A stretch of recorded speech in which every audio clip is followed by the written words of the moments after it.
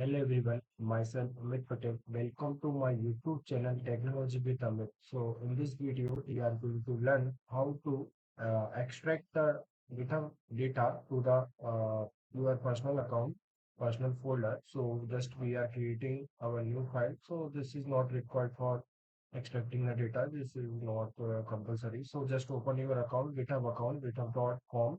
So this is your account. We are just going my repository, so we are selecting what repository are we are extracting. So go to the your repository, and in this video we are extracting the data of Flask advertising. So open this repository and then just click to the code button and then copy the URL. So click to the code and then copy the URL and then just go to your terminal, open terminal.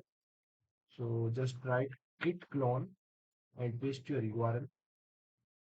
So just write git clone and then paste your URL. So your data is extracted on your personal folder. So you can see the folder is related Flask advertising, and all the files are extracting extracted by this URL. So in this particular, in this normal way, you just extract any type of data from the GitHub.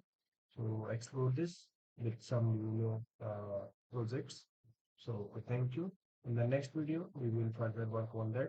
So subscribe my YouTube channel, Technology with Habit, like and comment.